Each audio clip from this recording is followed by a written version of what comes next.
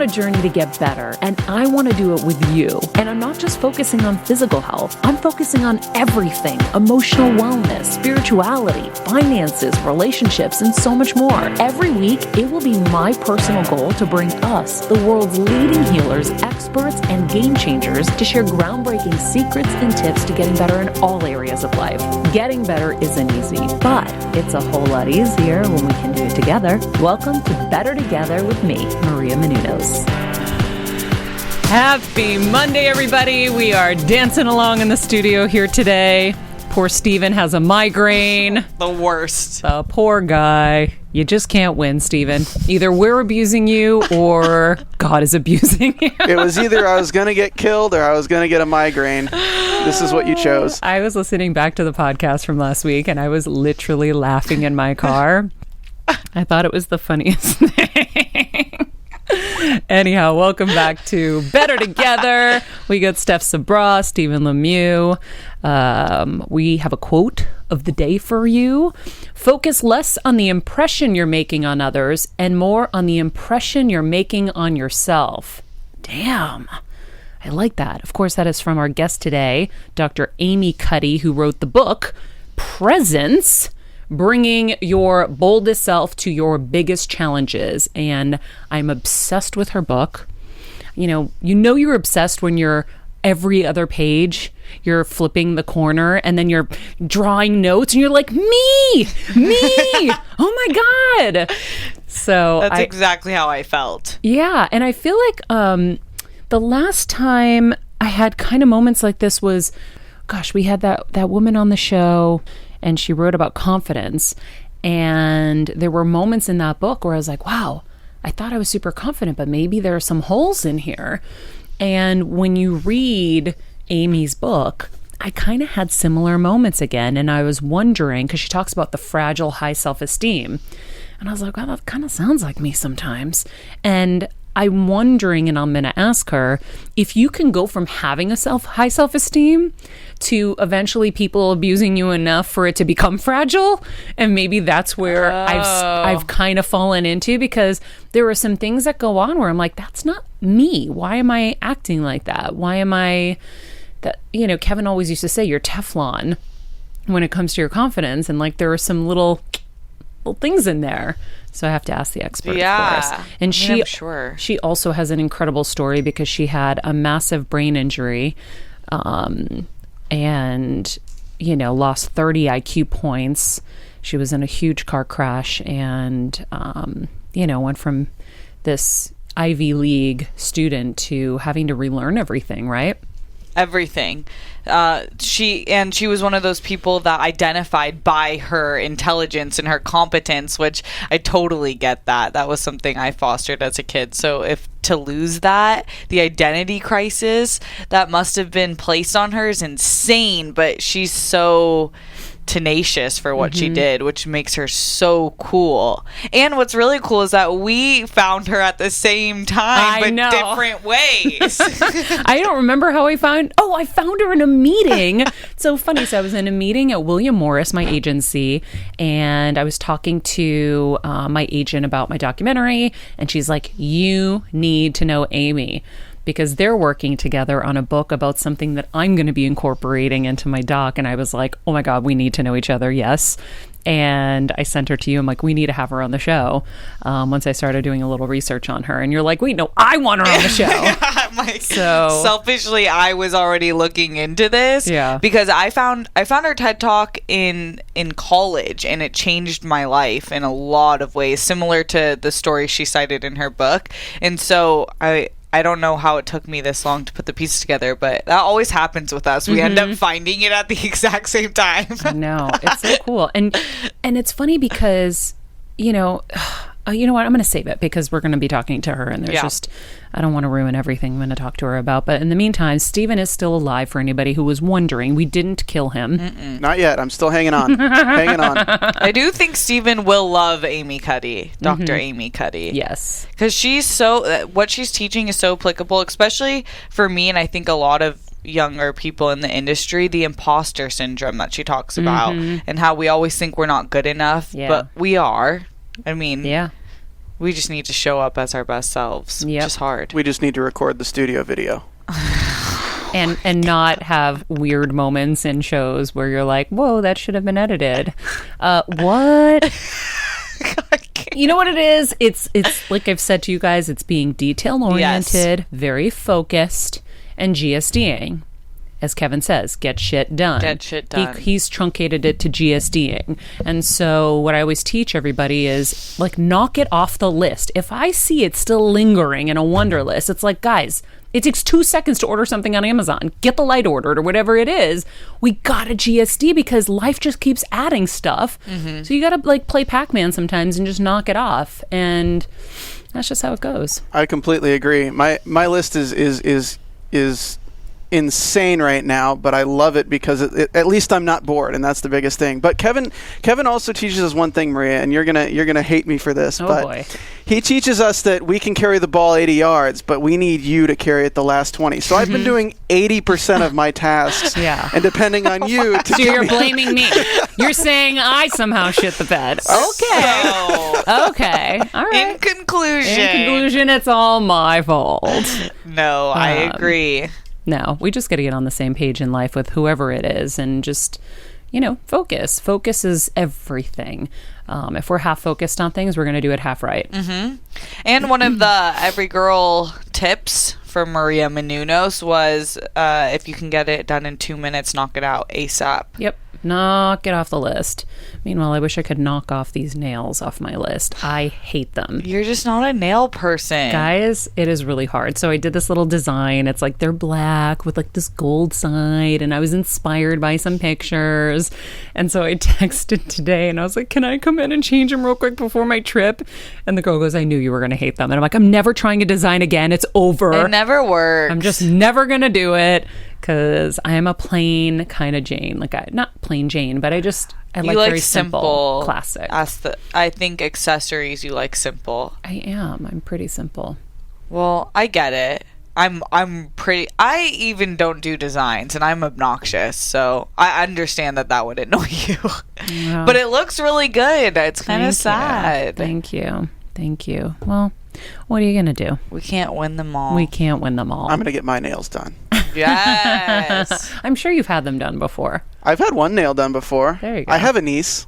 There you go. I have a niece. Kevin gets his nails done, right? I feel like I did with guys. Yeah. Oh, Kevin used to get his nails done with me next to me. Just so he could be with me. He'd either sit there and watch me or he would get them, mani-pedi done, not with like color or any kind of, sometimes, oh my God, the guy on 90 Day Fiancé kills me because he like gets a real manicure with the shiny nail polish. And the girl he was dating called him out. She was like, men in Colombia, they don't do this. It was really funny. Speaking of Kevin, by the way, so yesterday we had a crazy day. The last couple days, we've just been so busy. Anyway, so... Yeah, you have. We were at the Grove. I had to make a quick return after getting my neck adjusted for like the 1,000th time in the last like couple weeks. And he sees this sign and it says 10-day lashes. And he's like, oh, Maria, did you see that? And I was like, no, I'm one track mind. I want to get this return. I got to get home. I have so many things to do. I got to figure out, all this travel, blah, blah, blah. And he's like, you should try it. So I go over there and I'm getting educated on this new company and this new product where you glue on the lashes yourself and they last for 10 days. So I looked at it and I was like, huh, interesting. And Kevin's pushing me. He's like, honey, you should do it. You should do it. And it was just this random moment. I was like, okay, if it's going to be that quick and whatever, I'll just try it. So I tried it and it's kind of interesting. So that's what I have on right now. I have these lashes on. They're like in 3 or 4 little bits and she glued them on and they'll last for 10 days. What? And so your lashes always look good and you don't need to put mascara on. I think the company was called like Moite. Moite. Sounds like really great witchcraft. Yeah. I just would be scared because I have a hard enough time putting on lashes that once that psycho glue goes on, you can't change it. Yeah. So I'm experimenting and I will let you guys know. Yeah, because 10 days. Damn, I know. Yes, it is that company, Steven. You just pulled it up. So that girl actually owns the company and she was there and she put them on me. And I'm kind of fascinated by it. That is fascinating. But I'm the type of person, I want to like scratch my eyeballs. And it wasn't individual ones like eyelash extensions. No. They were little pieces. It's like, it looks imagine really a good. I can strip see it cut from in here. threes. Yeah. So I'm trying it out. If I have no lashes when I take them off in 10 days, I'll let you all know. Let me know. Let me know. I would die. I will wait. This is why I never do stuff like this, because I'm always so paranoid something's going to go wrong. I just got the worst vision of you coming back. Guys, it would be a tragedy.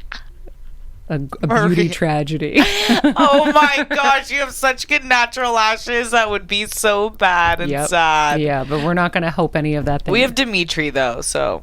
So have you ever had a beauty tragedy like that?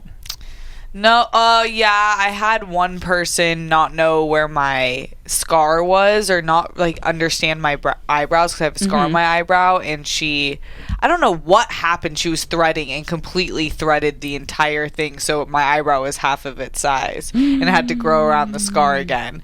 But I looked like a freak because I wasn't old enough to really know what eyebrow penciling was, but I was born with a unibrow because it's the Middle Eastern in me. Eyebrows bad are a huge problem. Huge. Remember the 90s trends and early 2000s where they were razor thin? Yep. Thank God I never did it. You didn't? No. I had a woman in church pull me aside and she was like, you have perfect eyebrows. Do not ever touch them. You're so lucky. And I listened, thank God. But when it's a trend, you want to do everything, especially when you're younger and you're not as smart. And they didn't grow. A lot of people's didn't grow back. I know.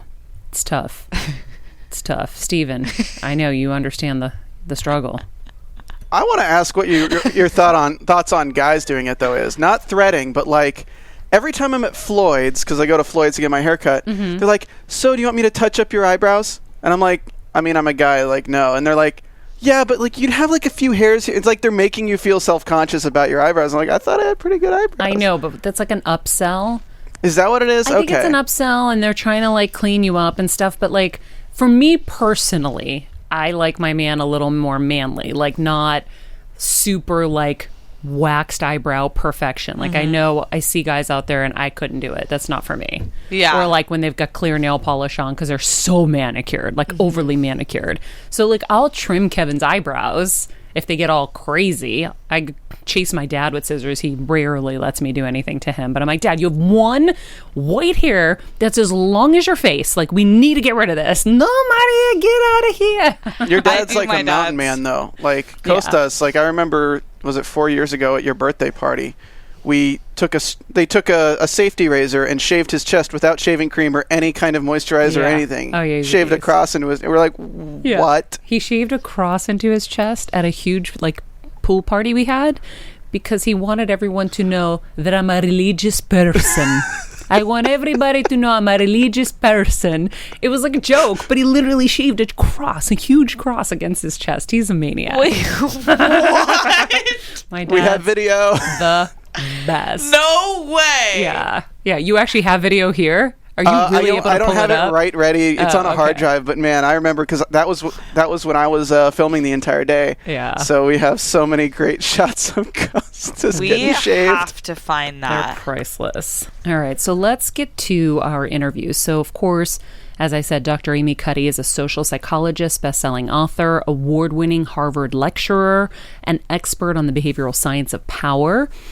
In 2012, she gave a TED Talk called Your Body Language Shapes Who You Are, and she detailed the effects of power posing, which we'll talk about based on her research of herself and other scientists working in the field. The talk went viral, and it became one of TED's most watched ever, with more than 54 million views. So without further ado, here's our interview with Dr. Amy Cuddy. Thank you again for taking the time to chat with us. I love your book presence. It's very marked up and all the pages are, the corners are tucked.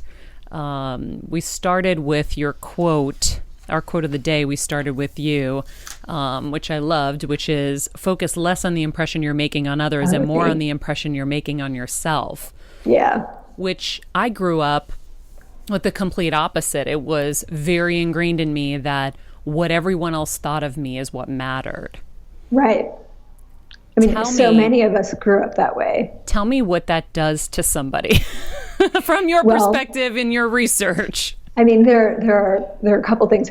One is that when you are focusing on what you think they think of you, I mean, first, you're usually wrong about it, but also it takes you away from the present completely. You cannot be present with people when you're worrying about what is happening in their minds with regard to you, right? So there's no way that you can actually hear what they're saying or see them as a person or be in that moment, because you're not listening to them. You're only listening for cues that signal back to you what they think of you, right? So first of all, it takes you away from the moment completely. Second, people pick up on it, even if they're not fully conscious of it. In studies of job interviews and venture capital pitches, what you find is that people who are using classic impression management techniques like a firm handshake and lots of eye contact, these tactics that people believe make them come across better, they actually backfire and they do much worse in those interviews or in those pitches, because those impression management or IM tactics that they're using make them seem disingenuous. People don't like them. They don't trust them. They come across as less trustworthy and as less authentic. So it takes you away from the present. So you're not performing well because you're not there fully, but you're also not performing well because you come across as phony. So the idea of managing the impression you make on yourself is so critical to all this talk about authenticity. I mean, we throw around this term authentic self all the time now, but no one is defining it. No one is really talking about what it means. And it really is about understanding yourself and, caring about how you see yourself, right? That's what comes across to others, right? If you don't believe your story, nobody believes your story. If you don't buy what you're selling, nobody buys what you're selling. So you need to buy it. Don't worry about selling it to them. If you wouldn't buy it yourself, you shouldn't be selling it. Yeah. Well, oh man, there's so much in there. It's interesting because I always find, whether it's with this show or just in life, everything I need comes to me in the exact moment I need it, right? Oh, yeah. So you in this book came in right at the right time. I was just telling Stephanie when I got back from over a month of being on the East Coast with my family that I had a really big breakthrough. So my husband always calls me Shack-a-doodle. He's like, you just go in and you just, you slam dunk. You're not thinking. You just, go in and, you'll usually nail it, but you're not thinking. You're not like focused about it. Where like, a Larry Bird was so focused and so intense and whatever. And I realized that my early kind of breeding in terms of being in this business, my agents from a young age, when I was 13 and I was starting to model, the agency would send me out for jobs where I should have been older, and they would say, well, you got to play 21, just make them love you. Geez. Wow. And so I always was having to do that. And then as I started succeeding in the business in Hollywood, it was always, okay, so I have a meeting with these executives. What's the goal here? And they would be like, just go in, have them fall in love with you. We'll do the rest. So that's how I've approached all of these meetings for so long. And I realized it in this break in Connecticut that I had. Oh my gosh, I'm still using these tactics at 41 when I go into a meeting. And I'm wondering why I'm not getting some of the things that I want in this new kind of life that I'm having, that it's not about that.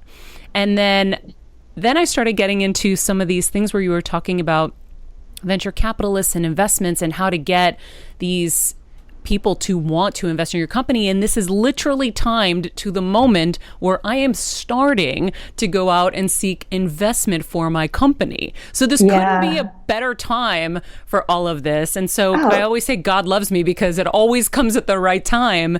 And I think it's going to benefit so many women who are listening, because I know I'm not the only one that was taught that, what everybody thinks of you matters. And it definitely has hurt me so much in my life, because you're never guided by yourself. You're guided by what everyone else thinks of you, wants from you. And then they also take advantage of that. So when they see it, tell us a little bit about that. Because my therapist had told me at one point, she goes, Maria, because I had, producers in the industry that were just being so cruel. She goes, they're literally laughing at you behind the scenes because they see you like the puppy dog that's like, what else can I do to please you? What else can I make you happy with? What else can I do? I'm not enough. Tell me how I can be enough. And it's so brutal. Ugh, yeah, I don't. Oh, it's awful, and I don't know if they're doing that consciously, or if they're responding, again to that sort of sense that you don't fully know. And I'm not saying that this is true of you now, but in these examples that maybe you didn't fully buy your own story, right? You didn't or your value. Right, so you were kind of teetering around in the wind, right? You were like untethered, and so you could be easily pushed over if somebody just blew. They could knock you over. Mm-hmm. So I don't even know that people are doing it intentionally, but when they notice that kind of, it's a sort of instability, and I don't mean that it's a mood instability, but it's a lack of groundedness, mm-hmm. right? Your feet are not. You're not firmly planted on the ground. And so people can knock you over very easily. And, people who are maybe a little bit pathological are going to be more inclined to do that because maybe they find it fun, mm-hmm. which is, sadistic. Exactly, which is sadistic. But I think really more the average person they can't take you as seriously, right? So when it really comes to making the decision about who to invest in, whether it's financial investment or emotional investment or time investment, they invest in the person who believes their story. Mm-hmm. And it's interesting, you see this in there is a television show that you may have watched about people who make pitches to a group of investors. Mm-hmm. Yes. And, Shark Tank, one of my favorites. Shark Tank. So my son, who's now 17, and I have loved watching this for years. It's kind of like a guilty pleasure. He, as the child of a psychologist who studies body language, is pretty good at body language. And we love to predict who's going to do well. And it maps really well onto what the research shows, which is the people who do well are not necessarily the slickest. In fact, slick does not come across well because that is when you have and no offense to Harvard Business School where I teach, but the HBS students who are super slick and super polished, they come across as managing the impression too powerfully, mm-hmm. As sort of trying to control the impression they're making as opposed to actually responding in the moment. The people who do well on the show are the ones who just so clearly believe in what they're selling. They love it. They don't just feel passionate about it. There's this really deep, moving conviction. And they sometimes are awkward. They're not the slickest people always, but they're the ones who deeply believe in what they're doing. And that is compelling. That is, we convince by our presence. That's Walt Whitman said that many, many, many years ago, but it's so true when we are present, and presence is partly about buying what you're selling, mm-hmm. Believing your story. Other people can buy it too. You're giving them the freedom to actually hear what you're saying, to respond to you, not to respond to all of these tactics that you're using to make them like you. The other thing about not being, sure of yourself, and worrying more about the impression you're making on others is that, it is sort of distracting, right? People don't know if they can totally trust you if you don't trust yourself. Mm-hmm.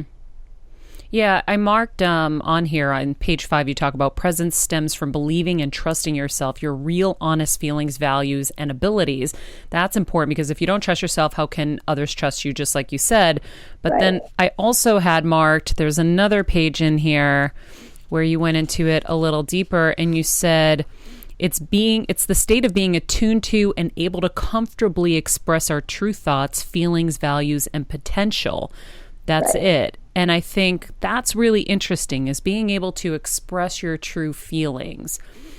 I'm definitely getting there, which is interesting because I find myself in meetings now being way honest, where normally I would hold my opinion to myself, tell my agent behind the scenes, and let him deal with it. Now I'll just bluntly say, I'm so sorry, this is not for me. I can't do this. Well, I think that there's this sort of like, we play around with that for a while. Like it's hard to get to the point where we figure out how to accurately express our true feelings in a way that is comfortable for us and also that is effective and works for other people, right? So it can't be your totally unfiltered self either. Mm-hmm. But part of the problem I find is not that people can't express their feelings, is that they actually don't know their feelings. So it's taking a step back even from what you're talking about. People don't know who they are. So when people talk about the authentic self, I think a lot of people shut down because they're like, I don't even know who that is for me. And there's so much research on sort of how to kind of figure this out and how powerful an exercise it is just to figure out who your authentic self is. And it's really simple. Write about, rank the three things that you most care about, that you most value. Now, there's no right or wrong answer, and it's going to vary dramatically across people. Some people might say, I care about art.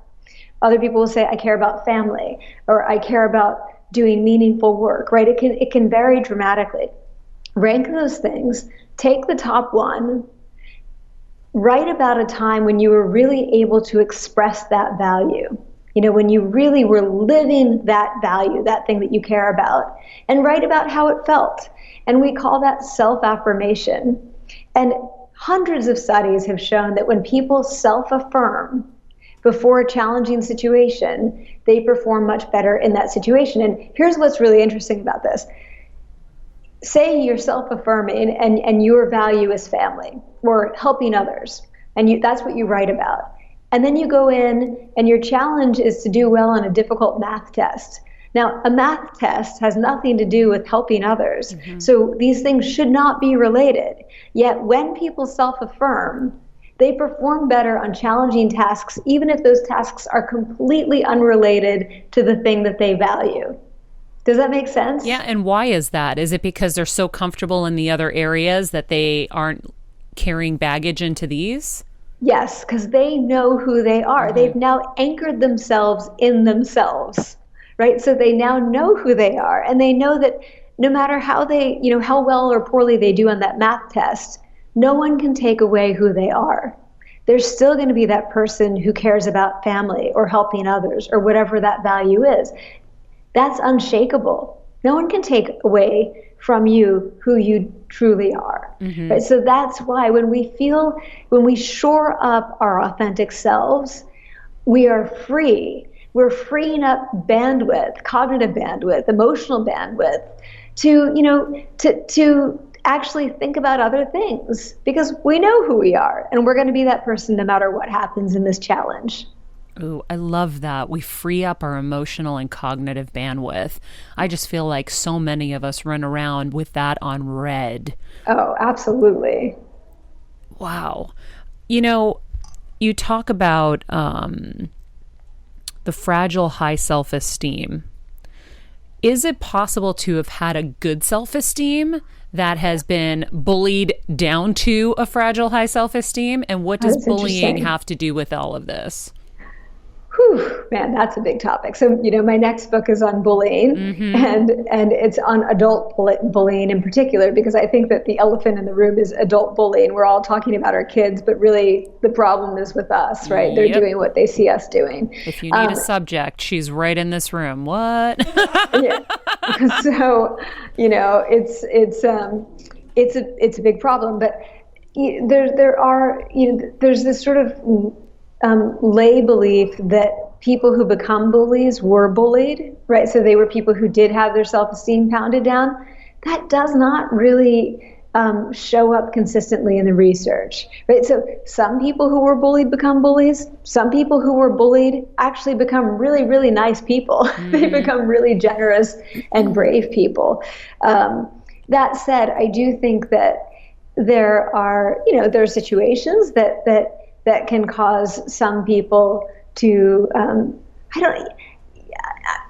honestly, I gotta tell you, like I'm stretching here, because I can't say for sure that the research shows this, because what I see when we talk about fragile high self-esteem is not what you're talking about. It's not people who had good self-esteem and somehow that got pounded down. I think fragile high self-esteem you see very often in situations where people just for whatever reason feel ego threatened, and that might be a personality variable. It might be about their attachment style. It might be about the context that they're in. But for whatever reason, they feel threatened, and so rather than sort of acknowledge that threat and deal with it, they try to overwhelm it with this sort of false high confidence or this overconfidence. And what happens is that comes across not as confidence, because it's not confidence, but as arrogance. And arrogance is a weapon. It gets confused all the time with confidence, but it's not confidence. True confidence does not require you to put up walls. When people are confident, they can accept critical feedback. They're not in a defensive posture. They're in an open, vulnerable posture. When people are arrogant, when they have that fragile high self-esteem that I talk about, then they are basically throwing grenades at other people, or they're putting up walls to prevent other people from challenging them. And the interesting thing is that arrogance will stop people from challenging you, but not because you've won them over. It's because they don't like you. They want to get rid of you. So, I often say presence is about, first, as we talked about already, believing your story or buying what you're selling. And second, it's about having confidence without arrogance, and being open. When you are truly confident, your confidence is a gift to others. It's not a threat. Arrogance is threatening. Confidence is something that makes people feel comfortable. Wow. Well, because everybody always says that, you're confident and that's what's threatening people. That's such an overused, probably at this point, theory.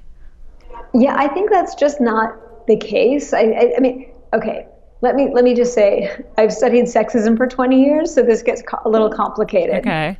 When we interact, sort of when we look at these variables and how they interact with gender. Although I do feel like things are changing. I know that seems like a strange thing to say right now, because we see some incredibly bad behavior right now as well.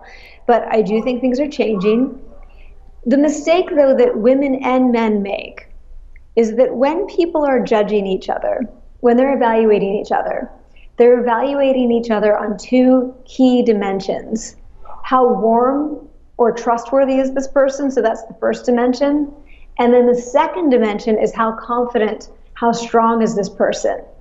Those two variables account for almost all of what we would call statistically the variance in our overall impression of other people. So if you ask people, how warm is this person? How competent is this person? And then you just say, what's your overall impression of them from negative to positive?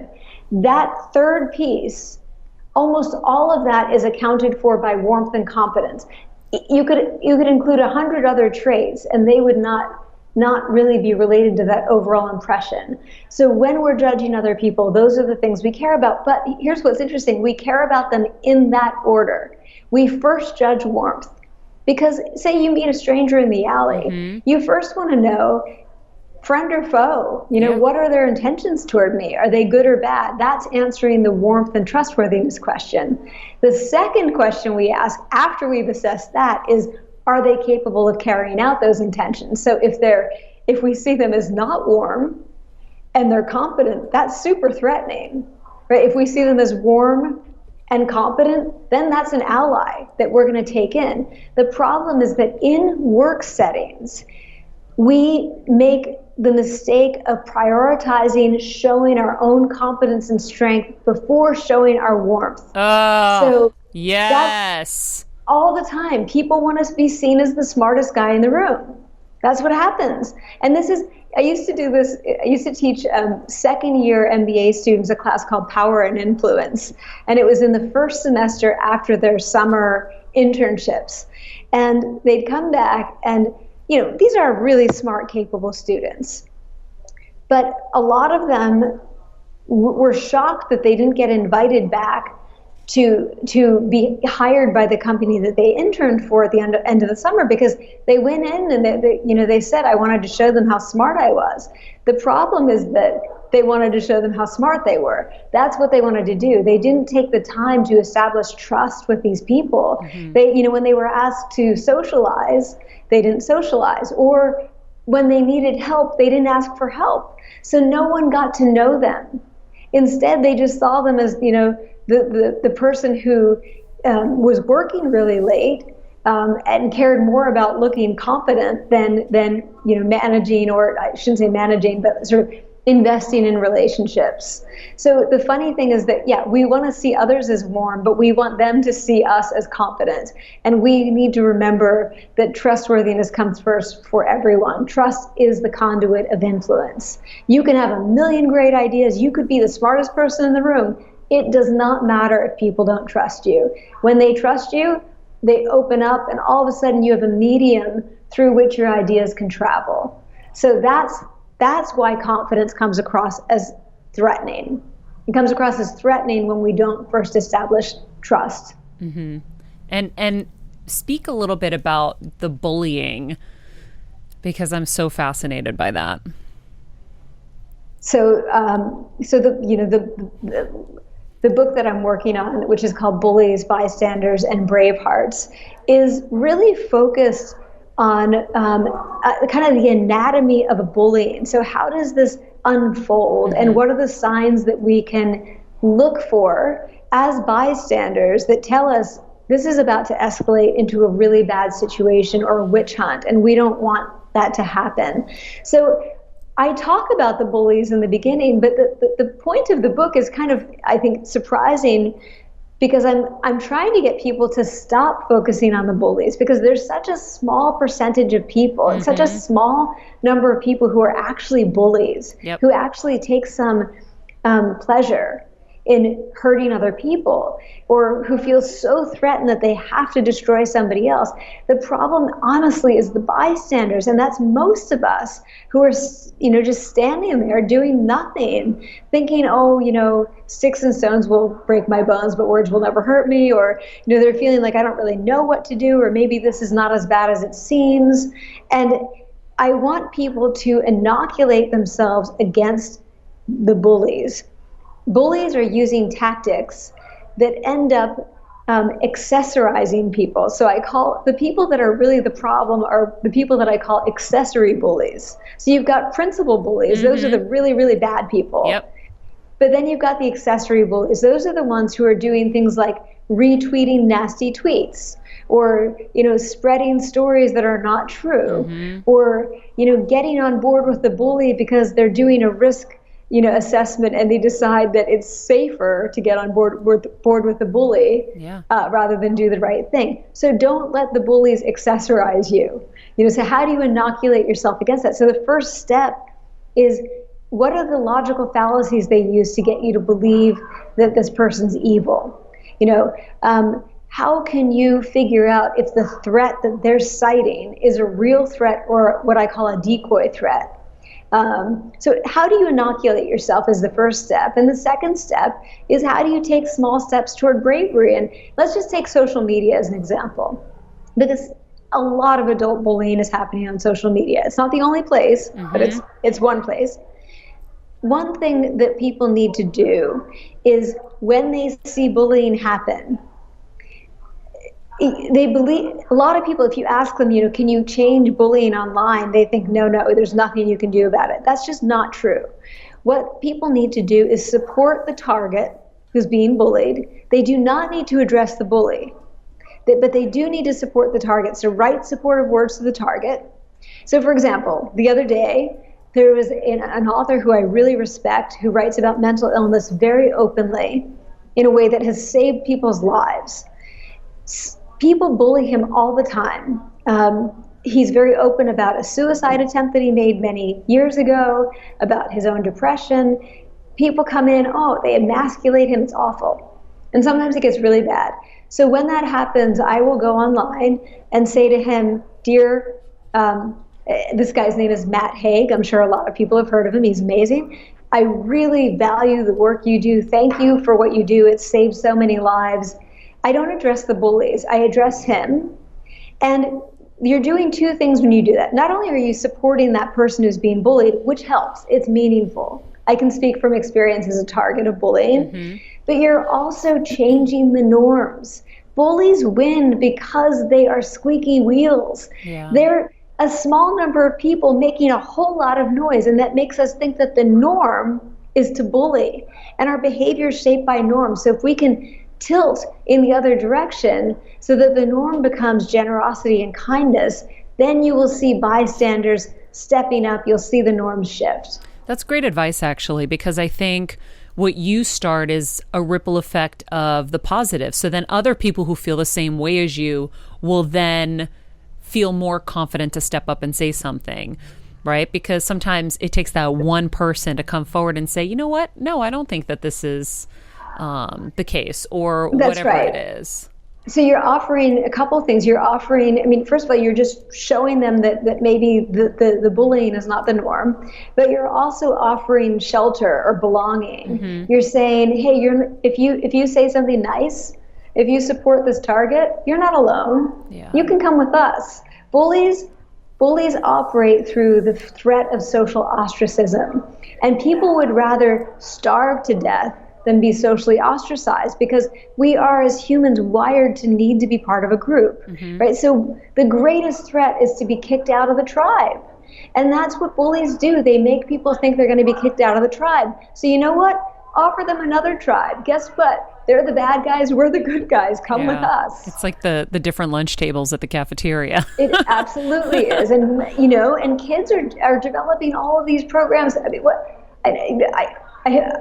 can't remember what this is called, but are you aware of this app that a high school student developed, where she basically she creates a kind of map of the high school cafeteria, and students can find people who will sit with them at lunch, right? So it's called like Sit With Me or something. Yeah. And I want to get this right, but it's that the whole idea is that if you feel isolated, there are people at your school who are there for you, and you can sit with them. And I just think it's beautiful. It's a beautiful way to support targets and also change norms. It is. Sit with us. It's called Sit With Us. Yeah. Sit with us. Yeah. Well, there's also there's a park bench somewhere, and there was a story about this park bench where if you sit there, it's an indication that you need a friend, or you need, some support, and someone will come sit next to you. All of these things are just such great ideas to kind of help people not feel alone and isolated, and it's special. That's right. And we all feel really isolated right now. We all, I'm making the kind of stretch. I don't think it's a stretch, but I think it will be a little bit surprising to people. I'm making the argument that we as a society have complex post-traumatic stress disorder. So basically, as a society, our collective behavior looks like a person with complex PTSD. And complex PTSD, is basically post-traumatic stress that's caused by a series of relational abuses, right? Whereas post-traumatic stress disorder is usually caused by one event. Complex PTSD is caused by, say, childhood abuse or repeated sexual assault.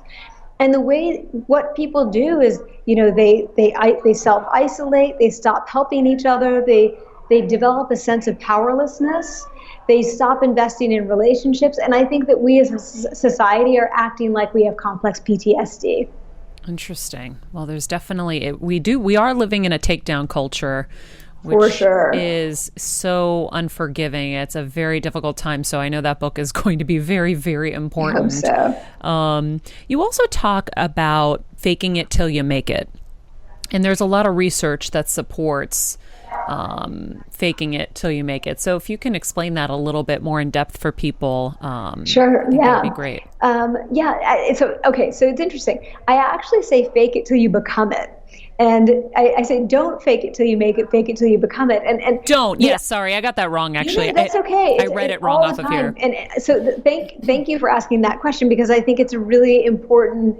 It's sort of a step beyond that. So faking it till you make it, I see as kind of, putting on a mask until you get the position or whatever it is that you want to win, but then you still have that mask on, and now what do you do?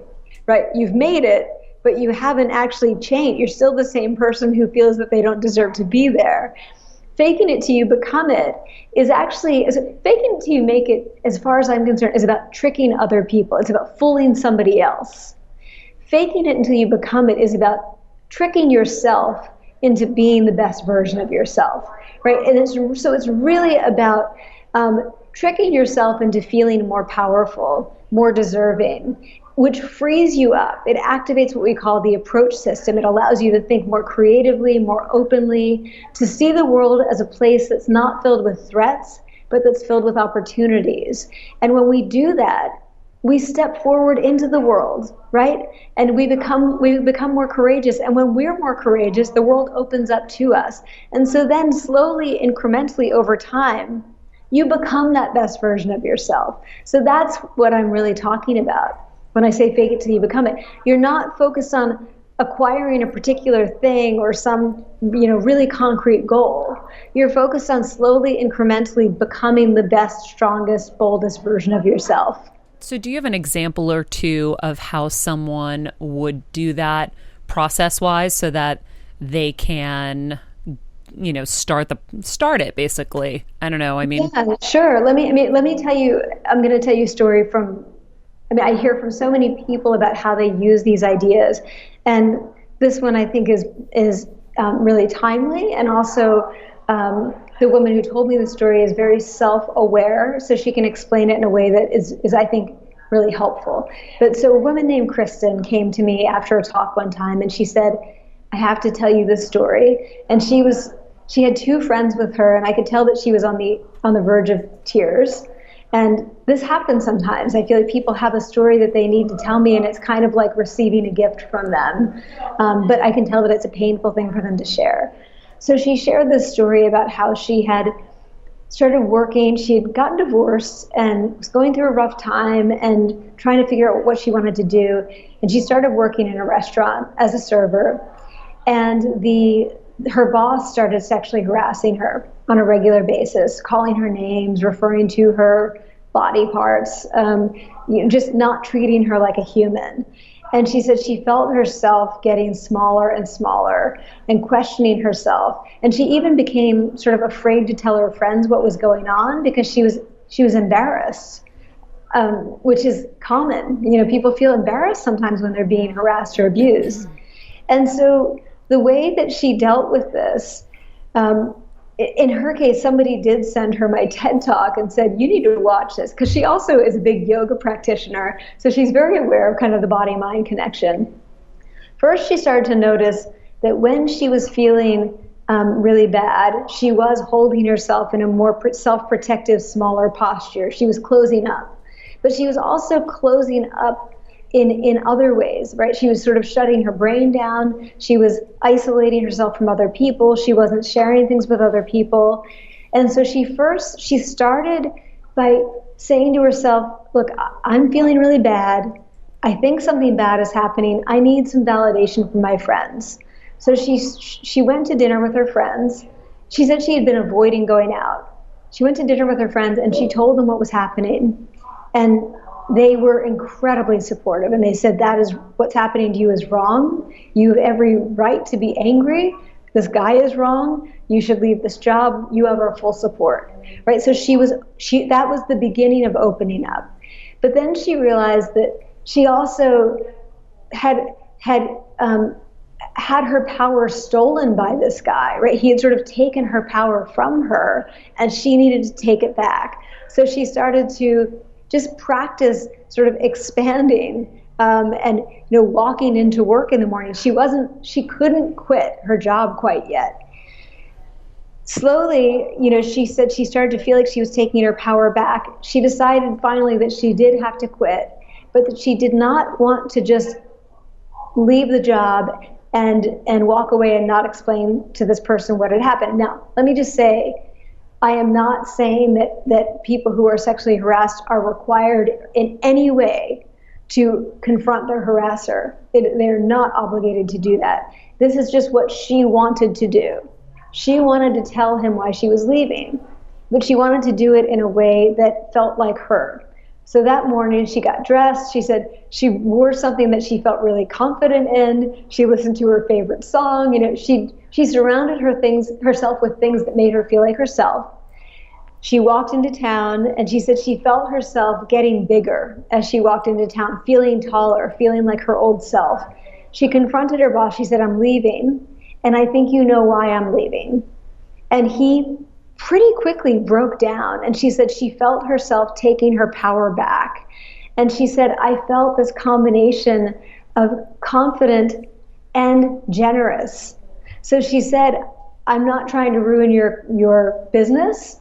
I want you to be the best person you can be, but what you've done is wrong, and I know you know it's wrong. You have daughters, and I know that you would never want anyone to treat your daughters the way that you've treated me." But it was the sort of expanding into her full self and knowing that she deserved to be there and to be saying the words that she said. And she said it was not, she said, "I almost felt like it wasn't me. It was a divine voice." Wow. And I said it felt divine because it was exactly you. It was the best version of you. She left the job. She felt really, really satisfied with the way she had done it.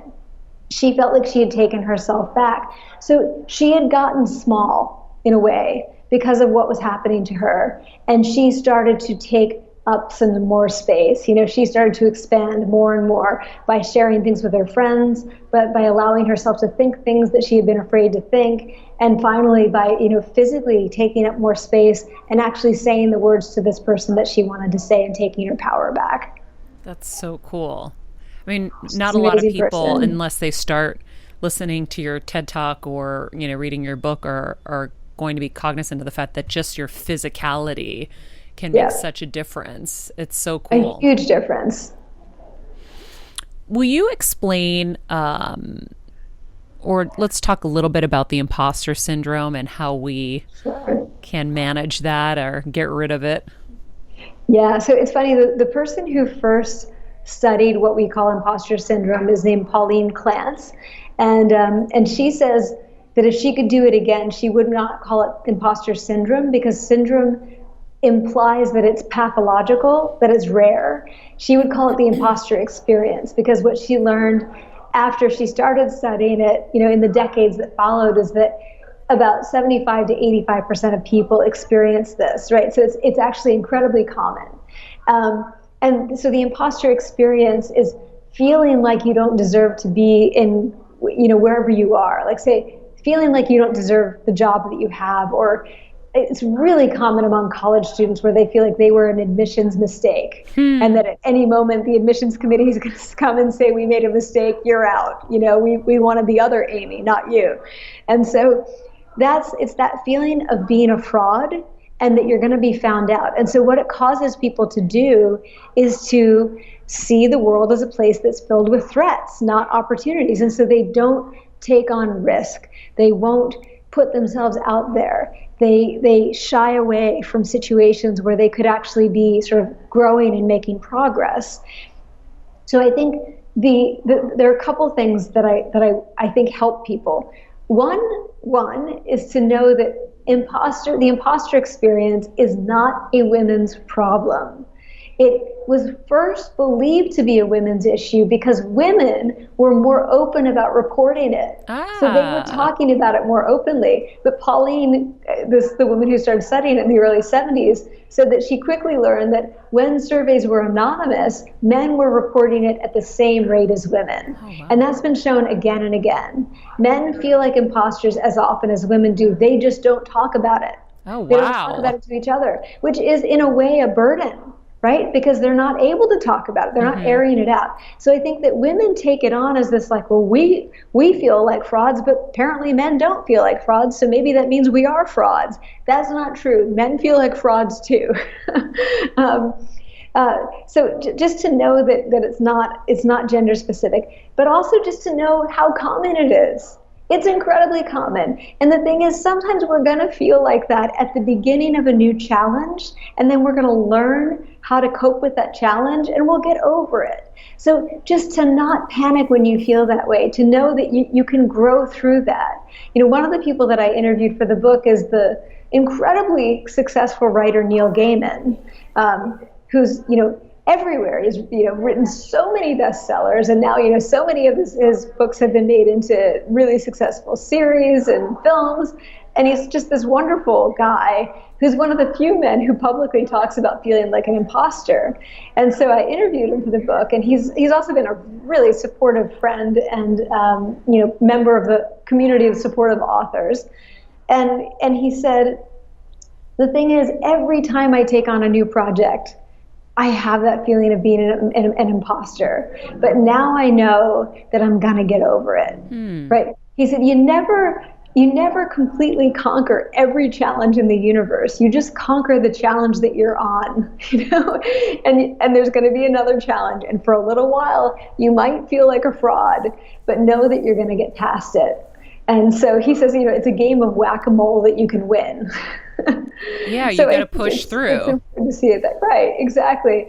So don't panic. You're not alone. As a woman, you're not alone. As a human, you're not alone. And also know that what it's doing to you is making you feel disempowered. And when you feel disempowered, it is inhibiting you. So do the things that help you to feel more powerful again. And those are things like, how do you carry yourself? Do you carry yourself like someone who's feeling powerless, or like someone who's feeling powerful, right? Expand, take up a little bit of space, speak more slowly, pause. There are all kinds of things that we can do to take up a bit more space, and that sends the signal back to our minds that we actually are comfortable and safe and confident.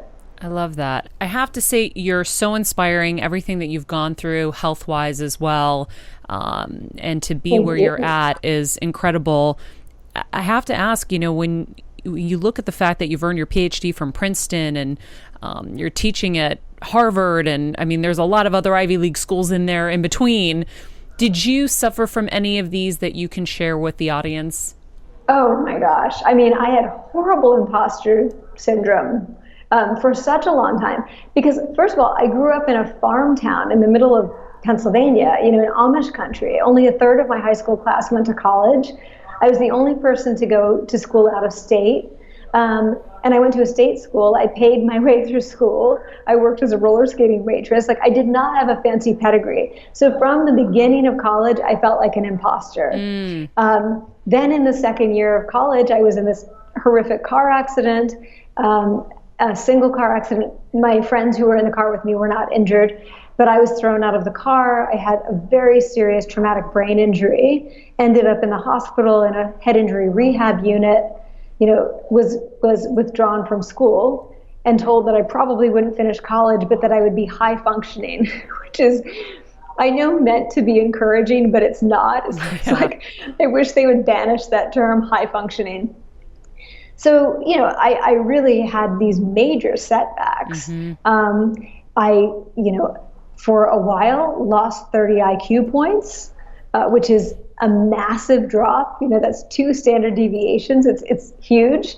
And it took me 4 years to get back into college and be able to actually process information and finish. So I was graduating from college 4 years after my high school classmates, if that makes sense. So, and that's because I kept dropping out, because I tried to go back after the head injury and wasn't ready and couldn't think clearly. So by the time I got to grad school, I really, really worked hard, but I did not put myself out there. I didn't take risks. I didn't want to speak up in class. I really kept my head down. I ended up at Princeton and thought, can you imagine, speaking of, feeling like I'm the fraud and I was the admissions mistake, I was sure that someone was going to say, we made a mistake, you have to go. And so I worked really hard. And despite the evidence that I was doing well, I still felt like I didn't deserve to be there. I wasn't even paying attention to the data that I was creating. Wow. So I continued to feel like an imposter. And I had to give a talk at the end of my first year of grad school. And I was so nervous about giving a talk that I nearly quit. I was terrified of giving this talk. My advisor, I called her, said, I'm going to quit. She said, you're not going to quit. You're going to give the talk. And she said, you're going to keep on giving talks. You're going to give every talk that you're asked to give, because slowly you'll find one day that you're not scared anymore, that you survived and you're okay. And that's really, so that was the faking it till you become it. It was going, all right, I don't feel like I deserve to be here giving this talk, but I'm going to do it anyway. And eventually, now giving talks is my favorite thing to do. There's nothing that I love more than public speaking, which is amazing to me. It's like shocking to, people who went to grad school with me. I'm sure that I love doing this now and feel so comfortable. But that's the, tricking yourself into allowing yourself to take risks. And then eventually, you've done it enough times that you're like, I guess I do deserve to be here. I guess I'm okay. That's great. Lastly, we always ask everyone, how are they getting better? So, Amy, how are you getting better each day? And it can be anything that you're working on within yourself, whether it's meditating or whatever it is that you're working on. Well, for me, this is maybe going to seem a little strange, but it's actually sort of working less. And I feel like I've been a workaholic since the head injury. Since I got back to school, I was so afraid to let up and stop working. And so what I'm doing is really getting back in touch with the things that I loved when I was younger. And that's live music. And so, I'm a deadhead. You might see my pendant here, which is a steal your face. So I've gotten, I started following the Dead again. The Dead is not John Mayer's playing with them. The community is amazing now.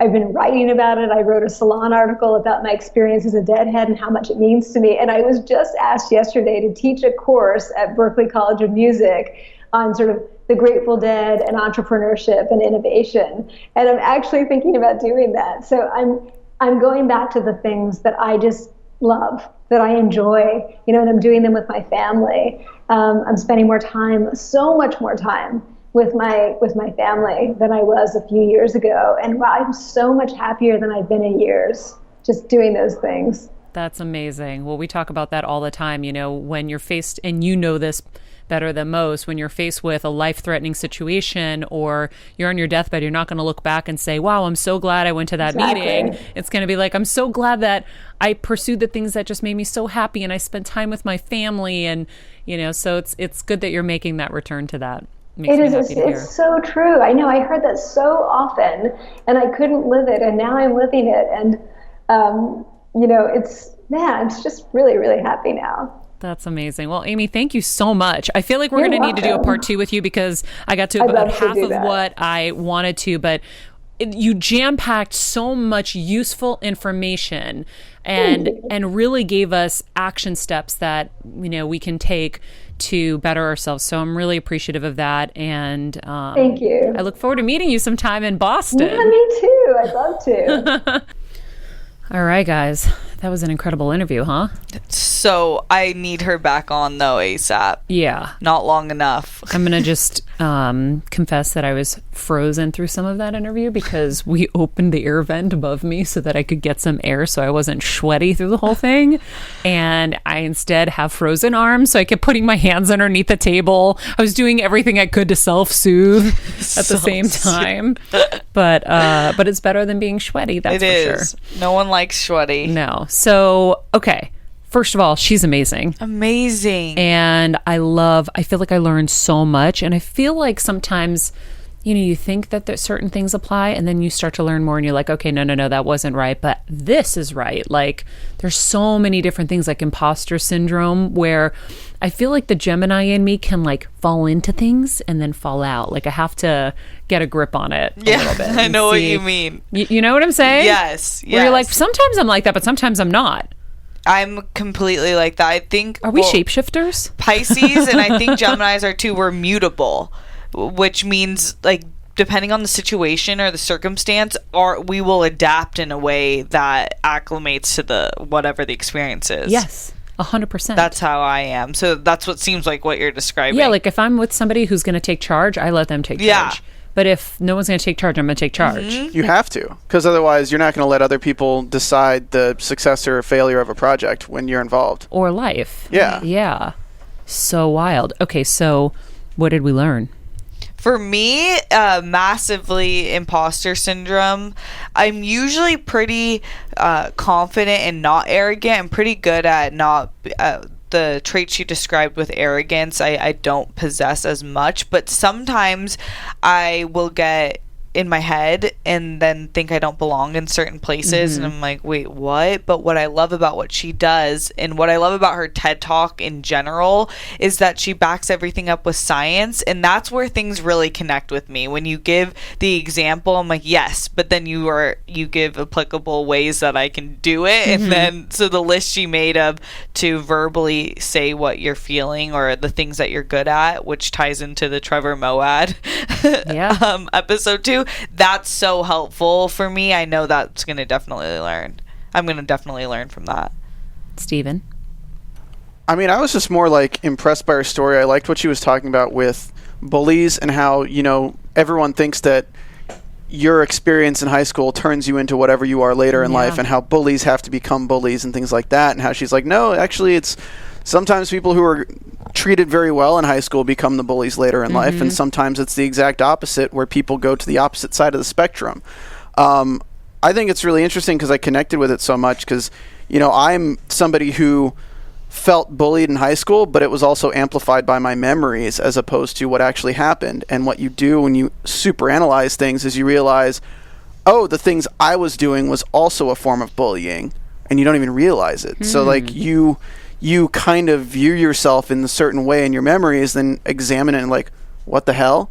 And then you have to change based on that, because you have to change into a different person to make sure that you're not going against what your current beliefs are. And I really liked that she said that, the people who were sometimes the worst in high school, they can change. And there is a possibility to become a different person and make amends with the person you used to be. Yeah, I like that too. I really liked knowing that the bullies weren't always bullied, because now I have no empathy for them. So they're just pure assholes. Like, you're just a piece of shit. But also, I always felt like Kevin and I have these discussions about these cruel people that bullied me or whatever at work, and as I always say, Kevin, I'm like, they didn't know any better. They were probably bullied. They were probably victims in their way, and then they just only know how to dish it back out. And so that was my kind of way of letting them off the hook so I don't have to feel even more pain, right? Because Kevin wants to like literally kill everybody that's ever hurt me. And I'm just kind of like, whatever. I can get really emotional about it when I remember or think back too much, but I bury that shit deep down when I, so I don't see it. But, I always have had a level of empathy that clears me from having to feel it or hold them accountable. And I don't know whether that's right or wrong, but that's just how I've done it. But now I feel even less empathy for them. Yeah. Go ahead. I think that is good, because there's no point of you harboring negative emotions when you're so much better than them. Yeah. But I don't have time for it. No. My dad's the same way. Like, we don't want to feel bad. So it's like, keep going forward. Yeah. But the part where she says in the culture where we're canceling everybody and bullies, and it's so you think your first instinct is to be like, I'm going to shit on the bully for being a bully, but that doesn't in fact help, but rather we should be supporting the person who was the victim of the bullying situation instead. That seems so much more beneficial to everyone. Yeah, a lot of good tangible advice that we can put into action. So another great Monday, if I do say so myself. Thank you guys again for joining us right here on Better Together. If you love the show, please share it with friends, bring them into the community so that they can be getting better as well. I always say, if you love an episode, share it with people on your social media so that they can find us. Help us by rating, commenting, subscribing. We won't get through comments today, I don't think, but we'll try to do them most shows. New episodes drop every Monday. If you want to email us, you can reach us at bettertogetherwithmaria@gmail.com. I'm not sure why I keep needing to look at that. We also have our Patreon account. Right, Stephen? We do. We launched a Patreon where you can now support the show directly because we do this every week for free. We love giving you guys the content for free, but if you want extra content and extra episodes, more banter between Maria, hear about her week, hear about all the various things that she does, because you can't pack that all into a 15-minute intro, you can go to patreon.com/Maria Menounos. We have a bunch of different tiers, but we do offer like cool content every week, and then we are doing extra episodes, so check that out. Yeah, like that's where I'll tell you about the cool lashes that I found if they work, right? I'll be like, guys, inside scoop. We'll post a picture of you without eyelashes after they come Oh my off. God, I'll kill you guys. If I don't have lashes, I'm blaming you guys for giving me the jinx. All right, guys. If you want to keep up with Amy Cuddy, just visit amycuddy.com. If you'd like to buy her latest book, it's called Presence. I highly recommend it. I loved it. You can click the link in the summary below, or you can go to her website, like I said, amycuddy.com. In the meantime, follow us at Maria Menounos, at Amy Cuddy, at Steph Sabra, at Stephen Lemieux Photo. And remember, be nice people, make good choices, and be present.